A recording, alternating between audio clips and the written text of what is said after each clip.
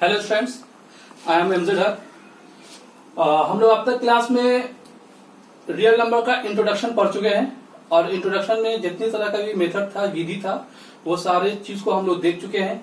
अब हमारा एनसीईआरटी के हिसाब से ये 1.1 एक्सरसाइज शुरू होता है, जहां पे ये आपका एनसीईआरटी में तीसरा क्वेश्चन है। तो एनसीईआरटी में सिर्फ और सिर्फ 3 क्वेश्चन दिया है जो हमने यहाँ पे लिख दिया है। ये बाकी जो क्वेश्चन है वो दूसरे बुक से है, तो एनसीईआरटी के साथ साथ हम दूसरा बुक भी कवर करेंगे, ठीक है।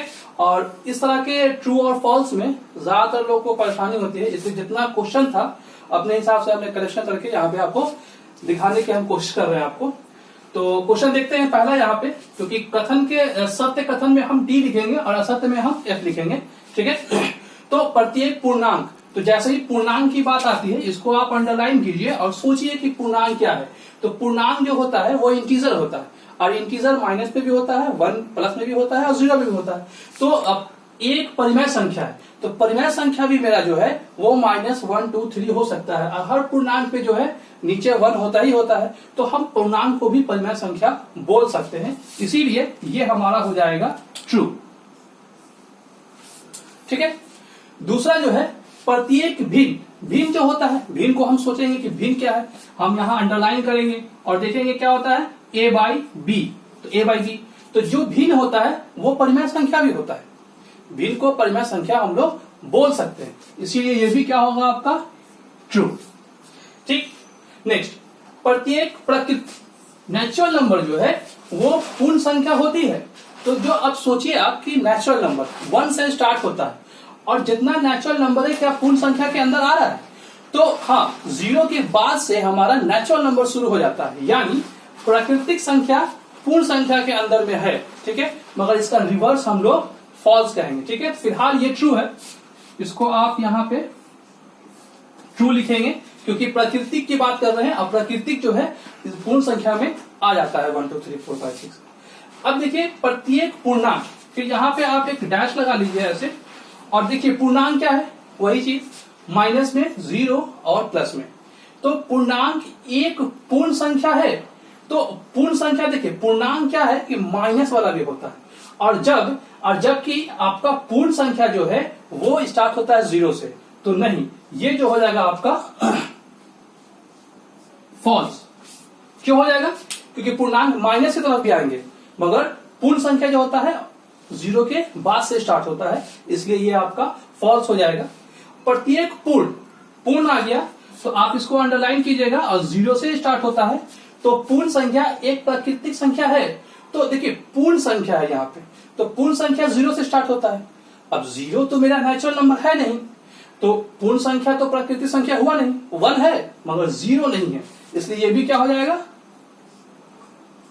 फॉल्स, ठीक है।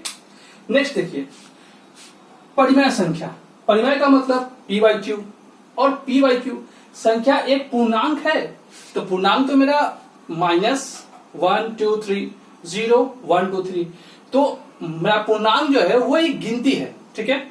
और परिमेय संख्या p बाई क्यू के फॉर्म में होता है, क्योंकि पूर्णांक जो है वो p बाई क्यू के फॉर्म में है नहीं।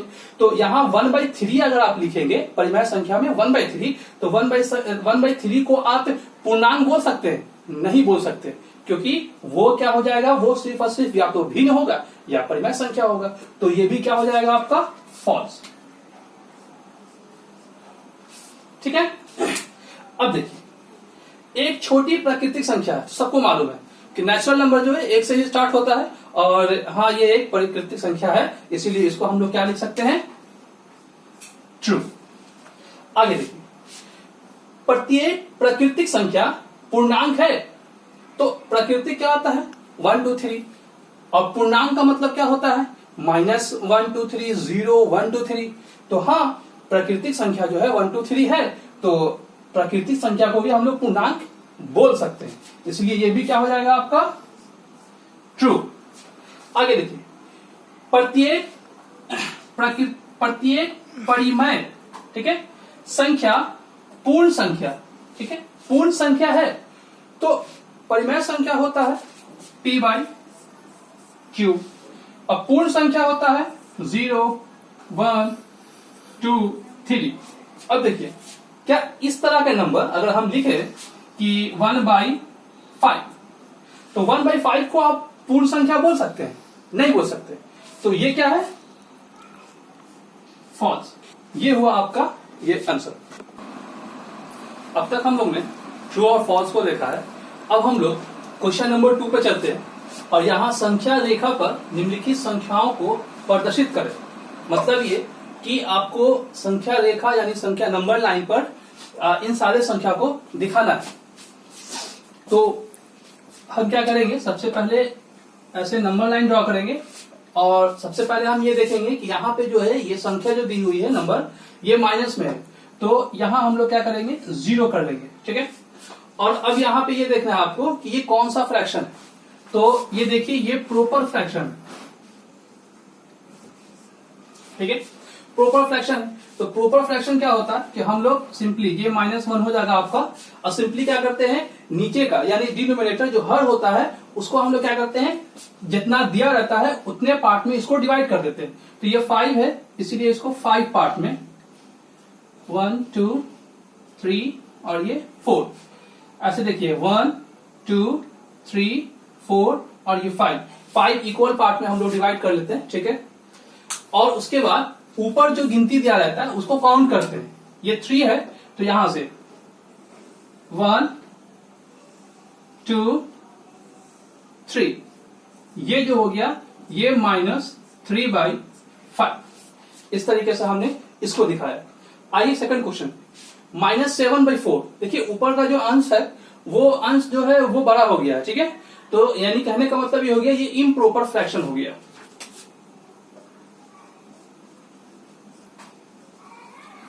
इम्प्रॉपर। तो हमने पहले भी कहा है आप इसको दो तरीके से बना सकते हैं, या तो इसको आप डिवाइड कर दीजिए पहले। ठीक है।